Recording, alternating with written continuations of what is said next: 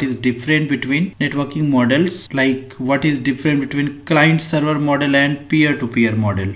ये बहुत popular question होता है किसी भी इंटरव्यू के लिए। इसका दूसरा क्वेश्चन होता है what is different between work group and domain. ये तो बहुत पॉपुलर है, मतलब हर एक इंटरव्यू में आपको इंटरेक्ट करना पड़ेगा इस क्वेश्चन को, राइट।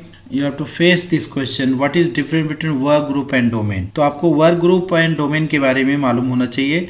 तो वही वर्क ग्रुप और डोमेन को ही हम client server model and peer to peer model बोलते हैं। तो सबसे पहले हम बात करते हैं नेटवर्किंग मॉडल क्या है। नेटवर्किंग मॉडल जो होता है एक डिजाइन है। Networking model is a design specification for how the nodes in the network are interact and communicate. मतलब एक नेटवर्क में जितने कंप्यूटर्स हैं वो कैसे कम्युनिकेट कर रहे हैं आपस में, राइट।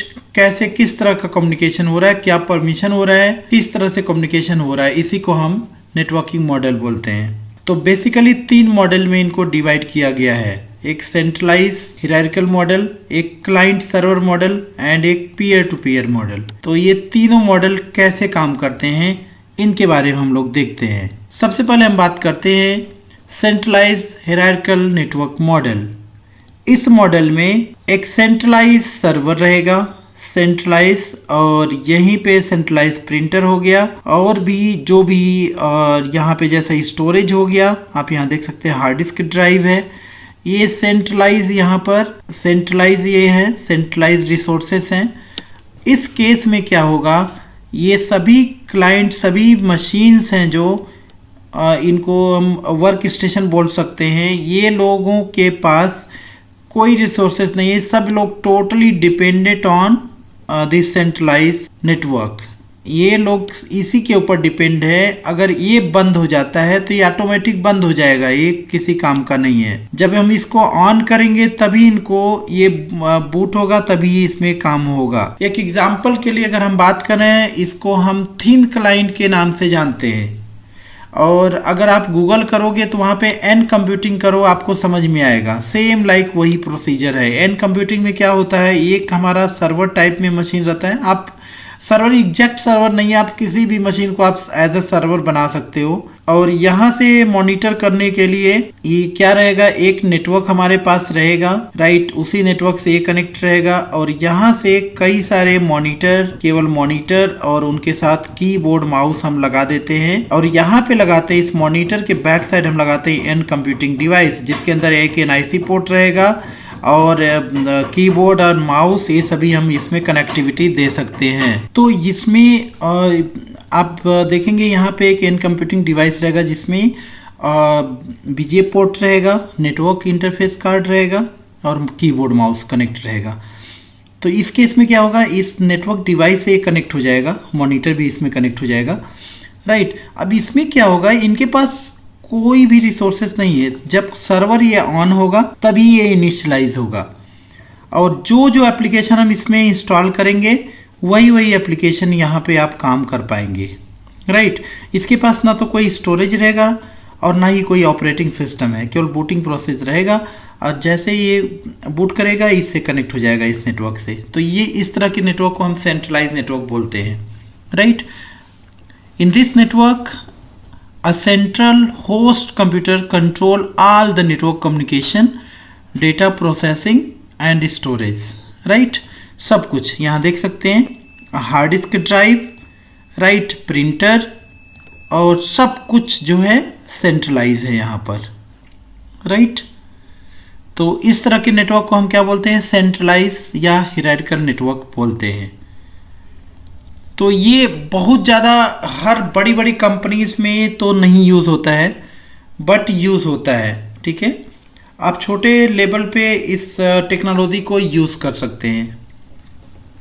अब हम बात करते हैं अपने दूसरे नेटवर्क मॉडल का, जिसको हम बोलते हैं क्लाइंट सर्वर नेटवर्क मॉडल। ये बहुत पॉपुलर है और बहुत बड़ी बड़ी कंपनी, ऑलमोस्ट जितनी बड़ी कंपनी है सब जगह पे यूज़ होता है।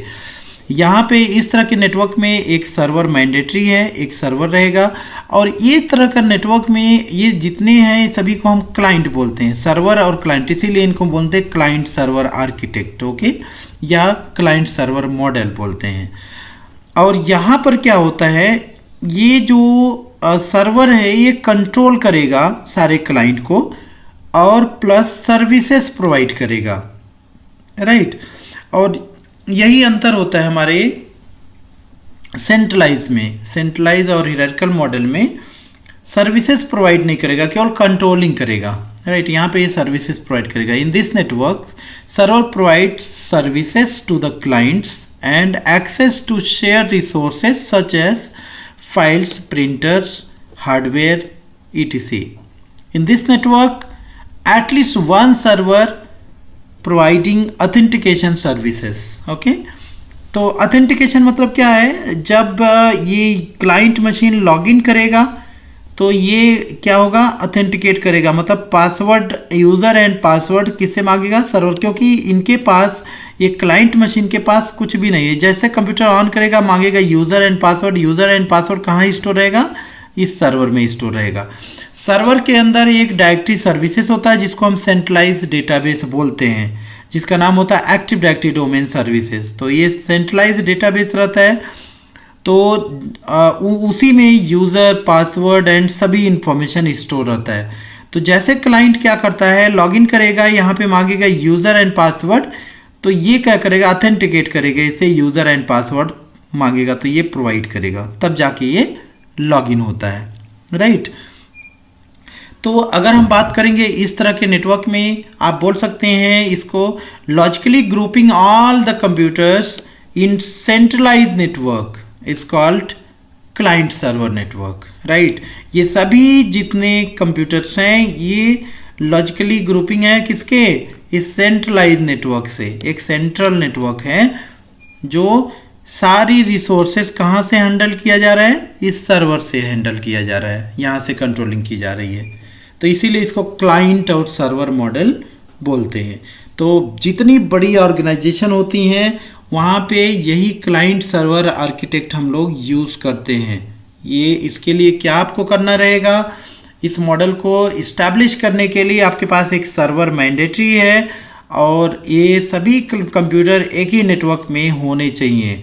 और उसके बाद इस सर्वर के अंदर आपको एक डायरेक्टरी सर्विसेज इंस्टॉल करना रहेगा जो कि सेंट्रलाइज डेटाबेस बनेगा, और उस डायरेक्टरी सर्विसेज को हम बोलते हैं active directory domain services, right. इसके लिए आपके पास एक रजिस्टर्ड डोमेन भी होना चाहिए।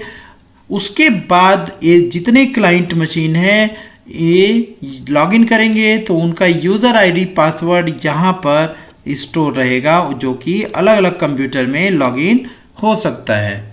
इसका एडवांटेज ये रहेगा कि आज कोई यूज़र इस कंप्यूटर में लॉगिन किया, कल वो दूसरे कंप्यूटर में लॉगिन कर रहा है, उसके बाद वो तीसरे कंप्यूटर में लॉगिन कर रहा है, डजंट मैटर, क्योंकि वो सारी इन्फॉर्मेशन जो भी काम कर रहा है वो सब कुछ कहाँ स्टोर हो रहा है? इस सर्वर में स्टोर हो रहा है, राइट। तो ये बहुत पॉपुलर नेटवर्क मॉडल है। आई होप आपको ये समझ में आया।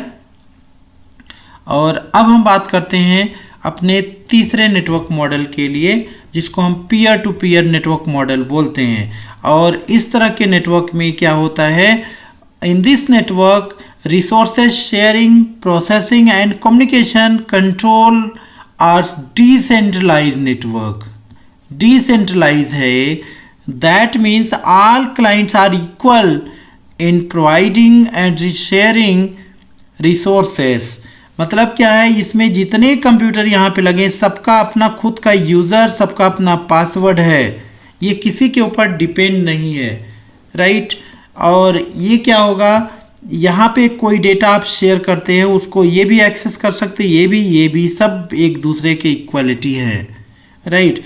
इस तरह के नेटवर्क में अगर आपने कोई प्रिंटर लगा दिया, यहाँ पर किसी भी कंप्यूटर में प्रिंटर लगा दिया, उसको शेयर कर दिया, तो उस प्रिंटर को प्रिंट करने के लिए इस कंप्यूटर से भी प्रिंट कर सकते हैं, यहाँ से भी कर सकते हैं, यहाँ से भी कर सकते हैं, कोई रेस्ट्रिक्शन यहाँ पर नहीं है।